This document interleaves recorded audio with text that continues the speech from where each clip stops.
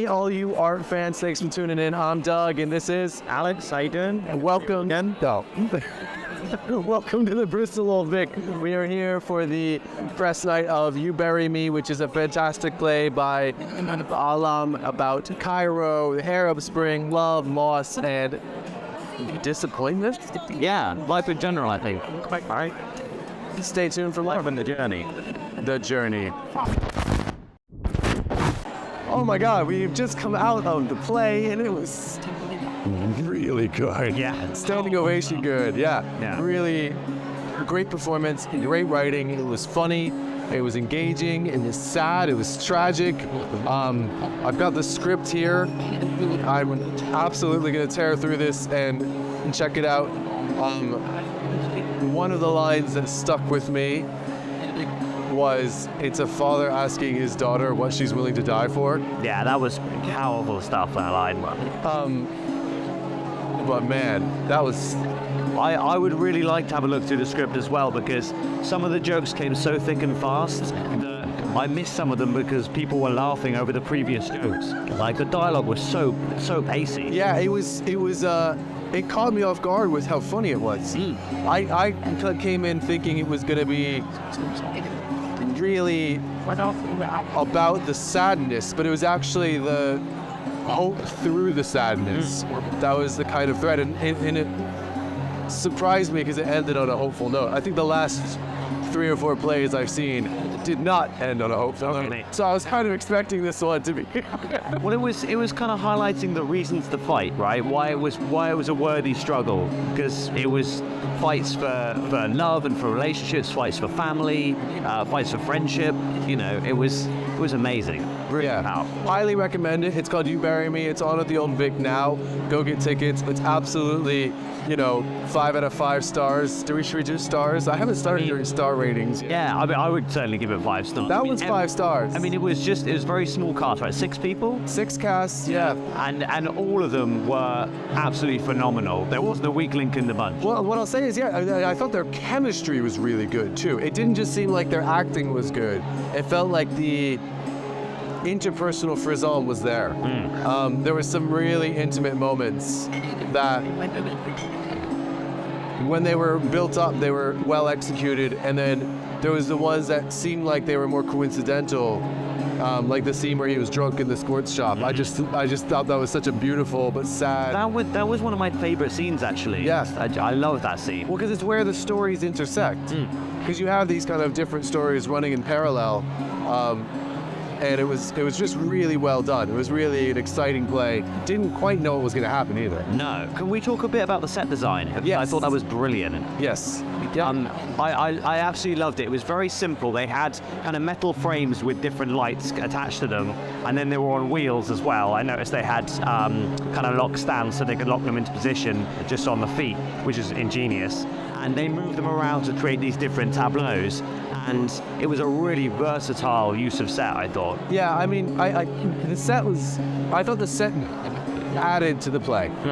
It was like simple, minimalist, effective, and it didn't take anything away from the actors, which I thought was really important, because sometimes in set design, you get distracted by the set. You're like, well, that's a set. Whereas this one was very much a minimalist set that allowed the stories and the people to show through. Well done, Old Vic. Well done, Ahlam, who is the writer who won the women's... It was 2020? I'd have to look at the thing. I think it was 2020. Yeah, she won the 2020 Women's Playwright of the Year award, and it's pretty exciting to see. Also, just like, there is that new voice coming through as well about relationships, what relationships look like, what traditional relationships look like. But I think it's interesting too, because they kind of caught me off. They say, oh, this is a play about the death of the dream. This is a play about all of that ending, about the ending of the Arab Spring. We had these moments in the Arab Spring, and it's all past. It's all past. And then the play is all about how it's actually not past at all. It's all very present. It's all very much happening now. It's all very much an ongoing dialogue and expression, and that kind of remembrance of this isn't something that just passed. It's ongoing. And It's an important reminder. I think it was nice as well that it was very much from a youthful perspective. It was all the principal actors. There was only, as again, there were 6 of them. They were all probably mid-20s, I guess.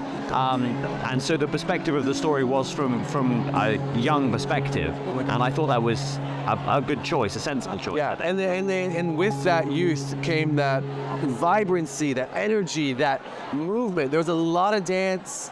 There was a lot of physical humor. There was a lot of this beautiful music. Some of the music I thought the music selection was fantastic. It was right. It was stuff I'd never heard before. And, you know, if you don't know, Alex is a really well-known DJ throughout Bristol and the Southwest. I mean, what was your take on the music?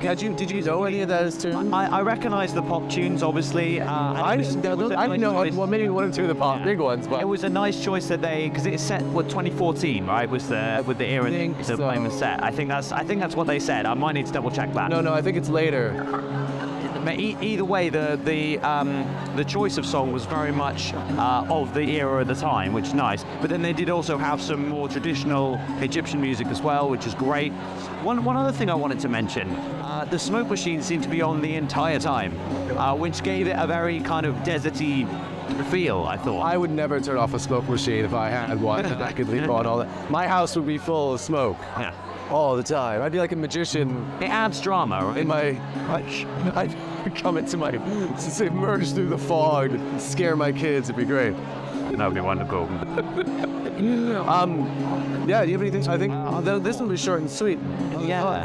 I'm trying to think why. 5 stars? I would be very interested to see where the actors go from here in terms of what other performances they do, because they were all so strong. Yeah. And again, as you mentioned previously, their chemistry was sensational. Like they really felt like all the relationships that were depicted, whether that was friendships or lovers or brothers and sisters, was also realistically and believably portrayed. Yeah.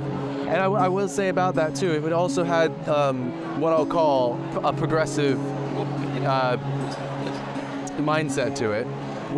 It didn't feel like it was ramming it down my throat either, which I really appreciated, because it just felt like it was natural and healthy and good, which is what those things are, and it's a nice way to see it done in a loving way. So it was really well done that way. One of the other scenes that really stuck with me, there's a scene that's quite hectic where there's in the middle of a riot, a battle that's going on, and there's one moment where the house lights went really bright right on the audience just for a second, and it was very shocking and stunning, and it really gave the moment more power, I think. It captured that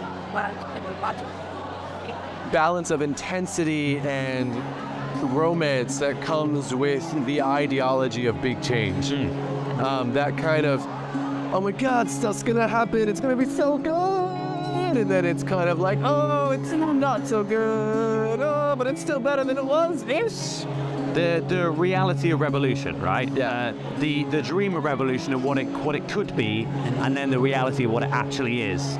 And what people say, oh, there's I don't want to get into politics too much. I mean, Egypt is an ongoing place of growth and development, and it was an interesting reminder, because I must confess, when Arab Spring did happen, I was not paying attention to it, maybe not as much as other people. No. And that was that was partly the Western press, but also partly probably me personally.